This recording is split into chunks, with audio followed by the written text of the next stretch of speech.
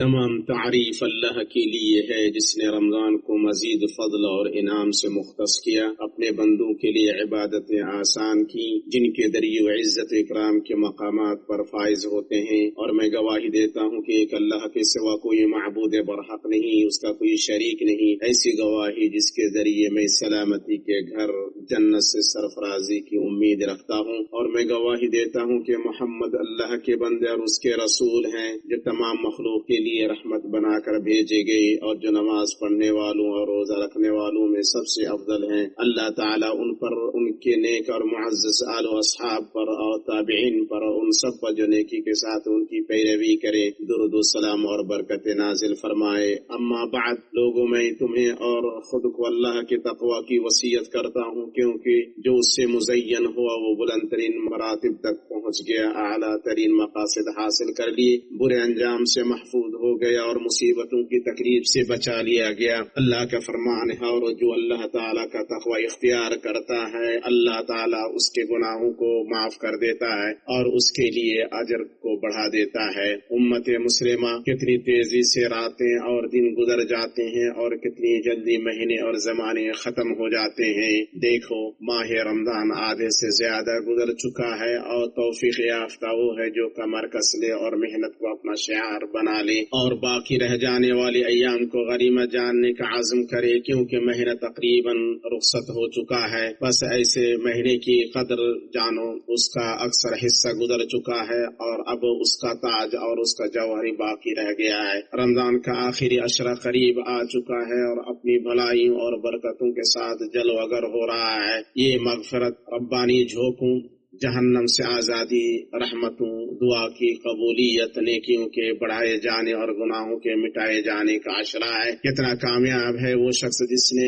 ان آخری دنوں کا نیک عمل سے تدارک کیا اور جو کمی یا نقص رہ گیا ہے اسے پورا کر لیا، اور محروم وہ ہے جس نے ان دنوں میں کوتاہی برتی، عمل سے غافل رہا اور لمبی امیدوں کے سہارے عمل میں کوتاہی پر خود کو تسلی دیتا رہا۔ اللہ کے بندو، جلدی کرو کہ دروازہ اب بھی کھلا ہے اور بھلائی کا میدان اب بھی کشادہ ہے۔ یقیناً اعمال کا دار و مدار تو خاتمے پر ہے۔ نبی کریم صلی اللہ علیہ وسلم خصوصی طور پر رمضان کے آخری عشرے میں زیادہ اطاعت کے کام کرتے تھے، اور ان میں عبادتوں کے سلسلے میں آپ کی محنت و کوشش ممکنہ آخری درجے تک پہنچ جاتی تھی۔ عائشہ رضی اللہ تعالیٰ عنہ سے روایت ہے کہ نبی صلی اللہ علیہ وسلم آخری 10 دنوں میں اتنی جد و جہد کرتے تھے جو کسی اور دن میں نہیں کرتے۔ صحیح مسلم۔ عائشہ رضی اللہ تعالیٰ عنہ سے روایت ہے کہ نبی صلی اللہ علیہ وسلم جب آخری عشرے میں داخل ہوتے تو کمر کس لیتے، اس کی راتیں عبادت میں گزارتے اور اپنے اہل و عیال کو جگاتے،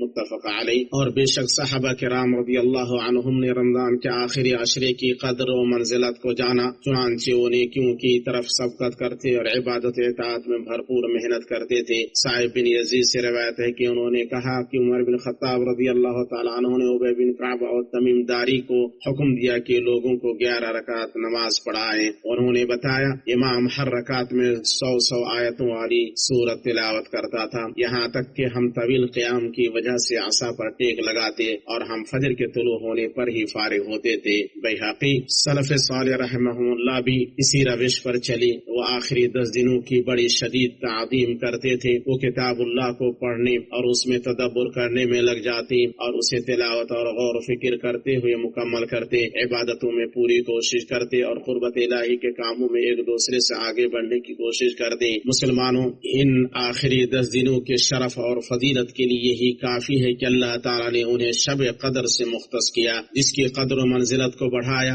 اور جس کی شان بلند کیا، اور اسی رات میں قرآن نازل کیا جس میں لوگوں کے لیے ہدایت اور حق و باطل کی تمیز کی نشانیاں ہیں۔ اللہ تعالیٰ نے فرمایا، بے شک ہم نے اسے یعنی قرآن کو ایک بابرکت رات میں نازل کیا، اسی رات میں امور اور اوقات عمر مقرر کیے جاتے ہیں اور رزق تقسیم کیے جاتے ہیں، جیسا کہ اللہ تعالیٰ نے فرمایا اسی رات میں ہر حکمت والا فیصلہ کیا جاتا ہے۔ یہ رات بے شمار بھلائیوں والی، بہت سی برکتوں سے بھرپور، بہت نیکیوں والی اور نہایت قیمتی گھڑیوں والی رات ہے۔ اس میں کیا جانے والا عمل 1000 مہینوں کے عمل سے بہتر ہے۔ اللہ تعالیٰ فرماتا ہے، بے شک ہم نے اسے یعنی قرآن کو لیلۃ القدر میں نازل کیا، اور تم کیا جانو لیلۃ القدر کیا ہے؟ لیلۃ القدر 1000 مہینوں سے بہتر ہے اور 1000 مہینہ 83 سال اور 3 مہینوں کے برابر ہے۔ یہ کیسا عظیم فضل ہے اور کتنا بڑا اجر ہے۔ اس میں خسارے میں پڑا ہوا شخص ہی کوتاہی کرتا ہے اور حقیقی محروم ہی اس سے محروم رہتا ہے۔ اور اس رات کے عظیم فضل و ثواب میں سے یہ بھی ہے کہ جو شخص خالص نیت اور سچی بندگی کے ساتھ اس کا قیام کرے، اللہ تعالیٰ اس کے پچھلے تمام گناہوں اور خطاؤں کو معاف فرما دیتا ہے۔ ابو ہریرہ رضی اللہ تعالیٰ عنہ سے روایت ہے کہ رسول اللہ صلی اللہ علیہ وسلم نے فرمایا، جو شخص لیلۃ القدر میں ایمان کے ساتھ اور ثواب کی نیت سے قیام کرے اس کے پچھلے گناہ معاف کر دیے جاتے ہیں۔ اسے امام بخاری و مسلم نے روایت کیا ہے۔ اور اسی رات میں فرشتے اپنے رب کے حکم سے اترتے ہیں۔ یہ رات آفات اور برائیوں سے محفوظ ہوتی ہے کیونکہ اس میں بہت زیادہ برکتیں اور اجر ہیں۔ اللہ تعالیٰ فرماتا ہے اس میں ہر کام کے سر انجام دینے کو اپنے رب کے حکم سے فرشتے اور روح یعنی جبریل اترتے ہیں۔ یہ رات سراسر سلامتی کی ہوتی ہے اور فجر کے طلوع ہونے تک رہتی ہے۔ اور اے اللہ کے بندو جان لو کہ بندے کے سچے ایمان اور اللہ کی طرف سے ملنے والی توفیق کی علامتوں میں سے یہ ہے کہ وہ اس مبارک رات کو غنیمت جانے، عبادتوں کی طرف متوجہ ہو، باکثرت نیکیاں کرے، اصرار کے ساتھ گریہ وزاری اور دعا کرے، ساتھ ہی اس کا دل حسن ظن اور عظیم امید سے معمور ہو۔ عائشہ رضی اللہ تعالیٰ عنہ بیان کرتی ہیں کہ میں نے عرض کیا، اے اللہ کے رسول، اگر مجھے معلوم ہو جائے کہ کون سی رات لیلۃ القدر ہے تو میں اس میں کیا دعا کروں؟ آپ صلی اللہ علیہ وسلم نے فرمایا، یوں کہو، اللہم انک عفو تحب العفو فاعف عنی، اے اللہ بے شک تو بہت معاف کرنے والا ہے، معافی کو پسند کرتا ہے، بس تو مجھے معاف فرما دے۔ اسے امام ترمذی نے صحیح قرار دیا ہے۔ نبی صلی اللہ علیہ وسلم نے اپنی امت کو رمضان کے آخری عشرے کی راتوں میں لیلۃ القدر تلاش کرنے کی ترغیب دی ہے۔ چنانچہ عائشہ رضی اللہ تعالیٰ عنہ سے روایت ہے کہ رسول اللہ صلی اللہ علیہ وسلم نے فرمایا، لیلۃ القدر کو رمضان کے آخری عشرہ کی راتوں میں تلاش کرو، متفق علیہ۔ اور جان لو کہ اللہ تعالیٰ نے لیلۃ القدر کو ہم سے اس لیے پوشیدہ رکھا ہے کہ ہم اس کی تلاش میں زیادہ کوشش کریں اور اسے پانے کے لیے محنت کریں۔ اور جو شخص اس رات میں قیام کر لے اس کے لیے اس کا اجر لکھ دیا جاتا ہے، گرچہ اسے اس رات کا پتہ نہ چلے۔ بس اللہ کا تقوی اختیار کرو اور رخصت ہونے والے رمضان کا تدارک کرو اور لہو لعب کو کنارے کر دو، اسے عبادت، ذکر، توبہ اور استغفار کر کے غنیمت جانو اور عاجزی و محتاجی کو ظاہر کرو، کیونکہ یہی زندگی کا اصل سرمایہ ہے۔ اور کتنے ہی لوگ ایسے ہیں جو اللہ کی رضا سے مالا مال ہو گئے، جنت والوں میں لکھ دیے گئے اور جہنم سے آزاد کر دیے گئے۔ یہ سب اس عمل کی برکت کی وجہ سے ہے جسے انہوں نے لیلۃ القدر اور رمضان کے آخری عشرے میں سر انجام دیا ہے۔ بس عمل کرو اور محنت کرو، امید رکھو اور خوش ہو جاؤ، کیونکہ تم رحمت کے مقامات اور مغفرت کے موسموں میں ہو۔ اپنے زمانے کی قدر جانو، اپنے اوقات کی حفاظت کرو اور اپنے لیے اعمال کو آگے بھیجو۔ بس خوش نصیب ہے وہ شخص جس نے رمضان کے ختم ہونے سے پہلے اس کی طرف سبقت کی اور اس کے ہر لمحے اور ہر گھڑی کو غنیمت جانا۔ اور کتنی بڑی سعادت ہے اس شخص کی جس نے ایمان اور ثواب کی نیت کے ساتھ رمضان کا روزہ رکھا اور قیام کیا، اپنے رب کی اطاعت میں جلدی کیا اور اس نے اللہ کی طرف رجوع کیا۔ اے اللہ کے بندو، اللہ تعالیٰ مجھے اور آپ کو قرآن عظیم میں برکت دے اور اس کی آیت اور حکمت سے ہمیں نفع دے۔ میں یہ کہہ رہا ہوں جو آپ نے سنا، اور میں اپنے لیے اور آپ سب کے لیے اللہ تعالیٰ سے مغفرت طلب کرتا ہوں۔ آپ جو اس سے مغفرت طلب کر، بے شک وہ بڑا بخشنے والا مہربان ہے۔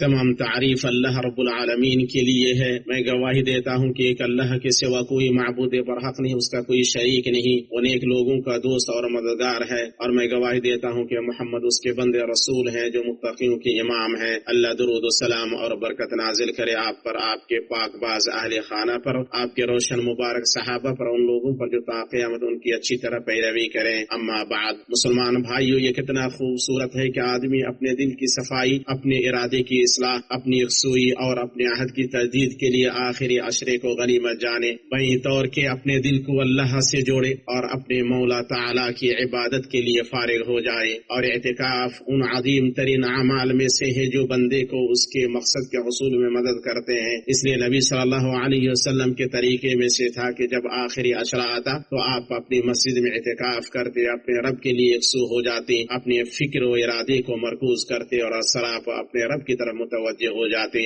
ابن قیم رحمہ اللہ نے کہا نبی صلی اللہ علیہ وسلم اعتکاف کرتے تاکہ اپنے دل کو اللہ کی طرف پوری طرح متوجہ کر لے۔ نبی صلی اللہ علیہ وسلم آخری عشرہ میں اپنی وفات تک اعتکاف پر مداومت برتتے رہے۔ عائشہ رضی اللہ تعالی عنہا سے روایت ہے کہ نبی صلی اللہ علیہ وسلم رمضان کے آخری عشرے میں اعتکاف کرتے تھے، یہاں تک کہ اللہ نے آپ کو وفات دے دی۔ پھر آپ کے بعد آپ کی بیویاں اعتکاف کیا کرتی تھی، اسے امام بخاری و مسلم نے روایت کیا ہے۔ آپ صلی اللہ علیہ وسلم کے بعد آپ کی بیویاں اور آپ کے صحابہ آخر عشرہ میں اعتکاف کرتے تھے تاکہ وہ اللہ کی عبادت و طاعت کے لیے فارغ ہو جائیں، اللہ کے انس و مناجات میں رہیں، اللہ کے ذکر اور اس کی کتاب کی طرح متوجہ ہو جائیں، دنیا اور اس کی مصروفیات سے الگ ہو جائیں اور دنیا کی لذتوں اور شہوتوں کو چھوڑ دیں۔ سنت یہ ہے کہ مسلمان پورے عشرے میں اعتکاف کرے، رمضان کے 20ویں دن کا سورج غروب ہونے کے بعد مسجد میں داخل ہو اور مہینہ پورا ہونے کے بعد یعنی 30ویں دن کا سورج غروب ہونے یا شوال کا چاند نظر آنے کے بعد نکلے، اور جس کے لیے پورے عشرے کا اعتکاف میسر نہ ہو وہ کچھ دنوں کا اعتکاف کر لے۔ تم ربانی احسانات سے اپنا حصہ لے لو اور الہی نوازشوں کو غنیمت جانو، خصوصاً اس وقت جب تم اس بلد حرام کے سائے میں جی رہے ہو جس میں تمہارے لیے زمان و مکان کا شرف اکٹھا ہو گیا ہے، اس لیے تم بھلائیوں کی طرف ہم سبقت کرو، طاعتوں کی طرف جلدی چلو، جمعہ اور جماعت کی پابندی کرو، زکوٰۃ اور صدقہ ادا کرو، اور قرآن کو خشوع خضوع کے ساتھ پڑھتے ہوئے اور تدبر غور و فکر کرتے ہوئے لازم پکڑو کہ رمضان میں روزہ اور قرآن دونوں اکٹھا ہو جاتے ہیں، دونوں لازم و ملزوم ہے، ایک دوسرے سے الگ نہیں ہوتے۔ اللہ تعالیٰ نے فرمایا ماہ رمضان وہ ہے جس میں قرآن اتارا گیا جو لوگوں کو ہدایت کرنے والا ہے اور جس میں ہدایت کی اور حق و باطل کی تمیز کی نشانیاں ہیں۔ اتنی بات ہوئی اور اللہ کے بندو آپ اس ہستی پر درود بھیجیں جو عبادت کرنے والوں، روزہ رکھنے والوں، نماز پڑھنے والوں اور قیام کرنے والوں میں سب سے بہتر ہے، جیسا کہ اللہ تعالیٰ نے آپ کو محکم بیان میں اس کا حکم دیا۔ اللہ نے فرمایا بے شک اللہ اور اس کے فرشتے اس نبی پر درود بھیجتے، ایمان والو تم بھی ان پر درود بھیجو، خوب سلام بھی پڑھتے رہا کرو۔ اے اللہ تو درود و سلام اور برکت نازل کر رسول امین پر، آپ کے پاک و پاک باز اہل خانہ پر، آپ کی بیویوں امہات المؤمنین پر۔ اے اللہ خلفاء راشدین ابو بکر، عمر، عثمان اور علی سے راضی ہو جا، تمام صحابہ تابعین سے اور لوگوں سے راضی ہو جا جو تا قیامت ان کی اچھی طرح پیروی کریں، اور ان کے ساتھ ہم سے بھی اپنے عفو و کرم و احسان سے راضی ہو جا۔ تمام